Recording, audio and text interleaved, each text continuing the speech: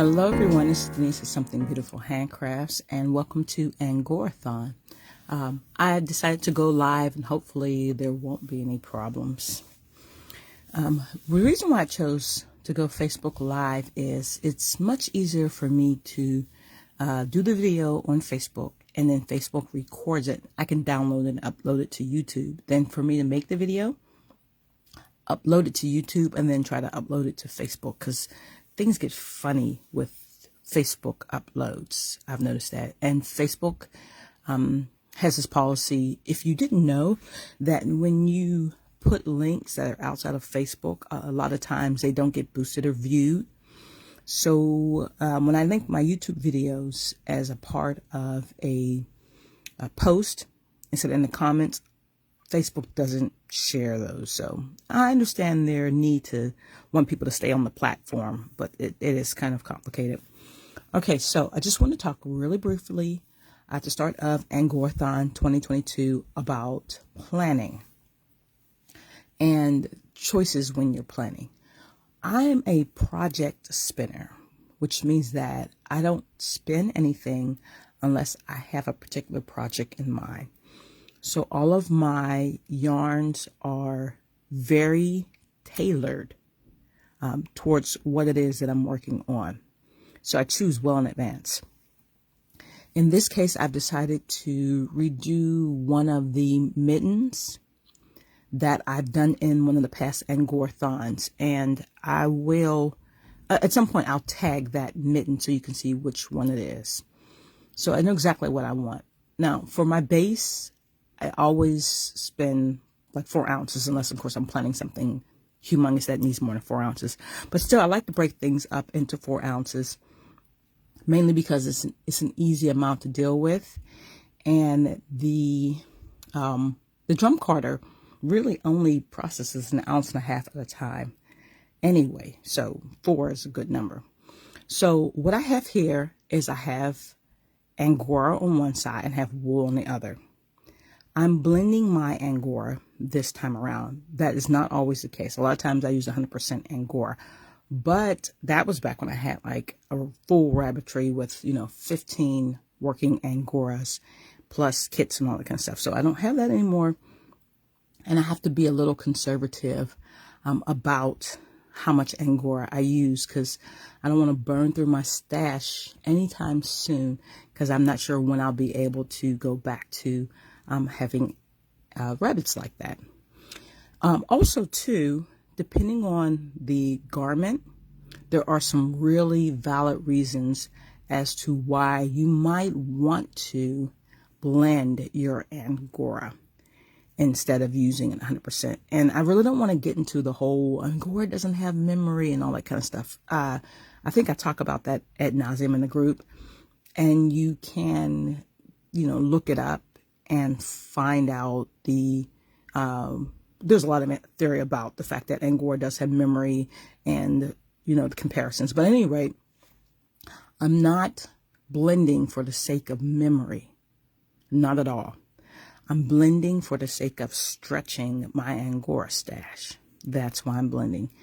And also, I can tell you that when you are doing a blend, anytime you put 25% or more of Angora in this blend, you're going to need to treat it like you're spinning pure Angora, because the texture of Angora tends to take over the texture of the fiber. But with a big caveat, your blend is only going to be as soft as your coarsest fiber.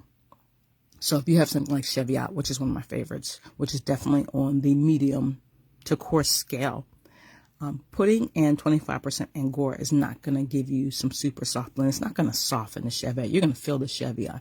It just tends to spin a lot like Angora. So just keep that in mind.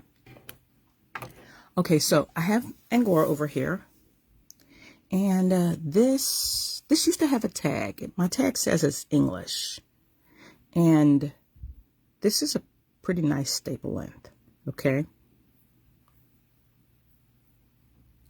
I don't do short Angora.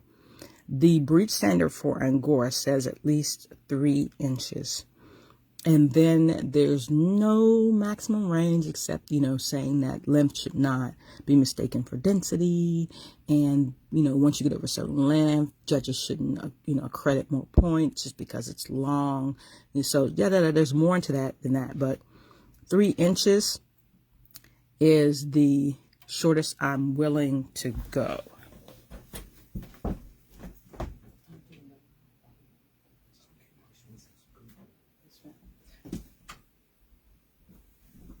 Okay, so when you are blending, you really want to try to match the staple length of fibers.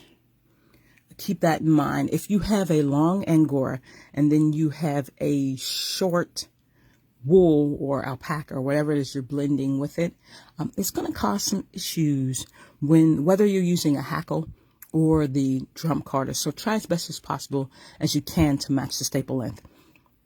If you can't really match the staple length, I don't cut Angora. Like, I've had 5-6 inch Angora and I've only had a shorter fiber to deal with. I'm not really into cutting it up. What I just do is use hand carders because then it's easier to manage the disparity between the two if you use the hand carders. But basically, try to match staple lengths. Try to get as close to micron count as you can when possible, which is not always possible because Angora, has a really low micron count and there aren't too many wools that can match that. So just try as best as possible. Of course, unless you are just using the Angora to add warmth and halo to a fiber, then it doesn't really matter much. Okay, so in this case, I'm going to be using some BFL to blend with my Angora. And the only real reason why is that I just happen to have some BFL and it's in a roving form, which means I don't have to process the wool too. And it's a decent staple length. There's no other real reason why I chose the wool. Like I said, there are some valid reasons to choose particular wools when you're blending, but I don't really have one. It just so happens that I was down there. I wanted something quick. I didn't want to process the wool. I didn't want to use my Shetland. I definitely didn't want to use merino. And so I just chose the BFL. This particular BFL is from a local farmer and it's processed locally. And that's the way I like it. I'm not a big fan of commercial rovings. They tend to be crunchy and they're scoured to death. But of course, your mileage may vary. All right, so here we go. Here I am at my scale. I've had this scale for years. It's, I think it's a kitchen scale. Might be a postal square. I don't know. I ordered it from like eBay years and years and years ago. It's terribly dusty. Sorry about that. I did try wiping it off, or at least I thought I did. And I don't even know why it's this dusty. I don't know. Leftover barn residue, I guess. This thing has been everywhere. So I'm going to do a 50-50 blend. So, and I said 4 ounces. So that's 2 ounces. So currently at this very moment, what's in this bag that I brought upstairs from storage is not quite 2 ounces. So we're just going to pretend this is 2 ounces. And by the time I get to the spinning, it'll be 2 ounces. I just have to go get more. Got this guy on. I tear it out to make sure that it's 0 and put it down. And it's actually 0.9 ounces. So it's not even 1 ounce, but we'll go get another ounce and a point to make it 2. So by the time I do the next video, it'll be 2. Okay, so we've got the BFL. And it is exactly 2. That's beautiful. So I've got my 50-50 blend.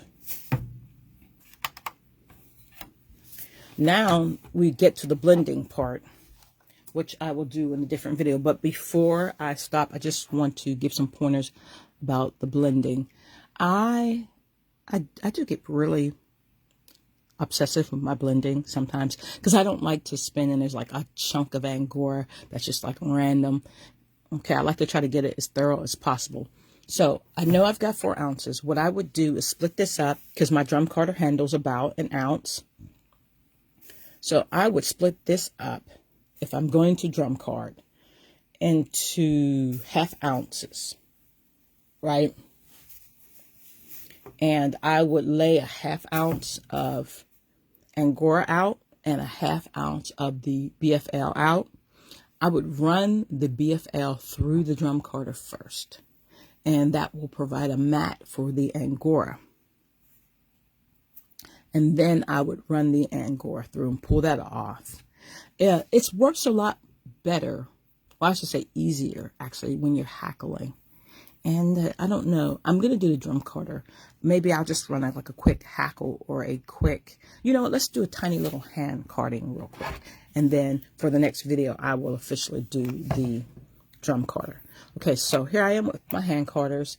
And these are, ooh, I don't remember. I want to say that these are, they're either 90 or 120. I don't know. I have to look back through because I used to know exactly what these are. I don't use this very often. But I want to say that maybe they're 120. At any rate, just get something decent. I've done 90. 90 is fine. And don't brush like a mad person. Don't, you know what, even if you've got a very fine carder, just don't run Angora like a mad person. But we'll talk about that tomorrow. Okay, so at any rate, I'm just laying these out. And I always card. I don't really card as much as I flick. I just flick things to make their tip smoother. I flick the blend. I don't do actually a lot of carding because I prefer a worsted spin. And so I don't want to add all that loft to my fiber. I just want to straighten them out and get rid of any nips.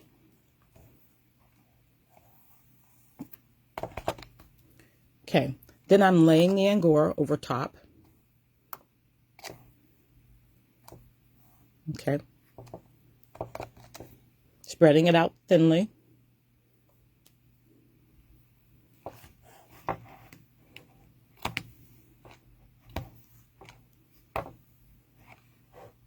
Okay, then I just pull them off together.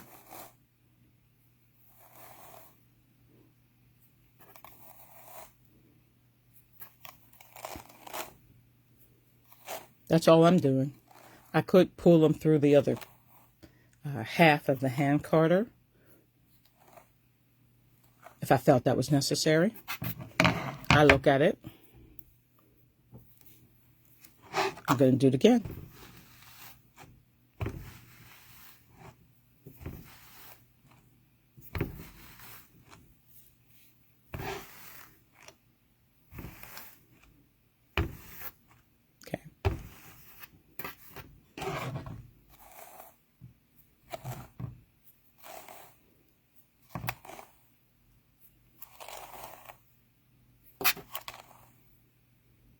I like that more. It's a little more blended.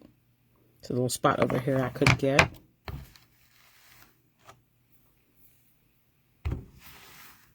Like I said, you could do this with the other hand carder. It's kind of awkward the way I'm recording to do it with the other hand carder, but I almost always do it this way anyway. I'm really liking that. That's much more blended. Got a little spot over here. And this is actually the same thing I would do with the hackle, except, you know, it's the hackle motion. And I would hackle by hand. I do have combs, which I also never use too.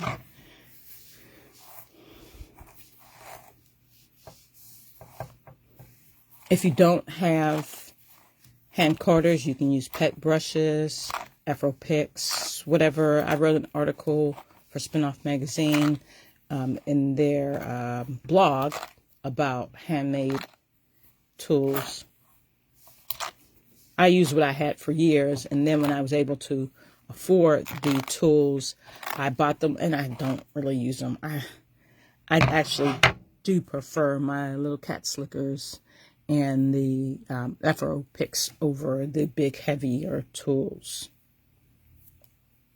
I might get some tiny, what are they? I think they're the Luette little mini combs, because I just prefer them over the big combs. Okay, so anyway, this is nicely blended, and for the most part, you know, I could probably do that if I wanted a little more, but it's ready to spin, and basically that's it. Okay, so that's it for this particular little live. For the next section, I'll pull out the drum carder and then before I start spinning, I'll show you what it is I'm planning to make, because what I'm making in my case determines what it is or how it is that I'm going to spin. Take care.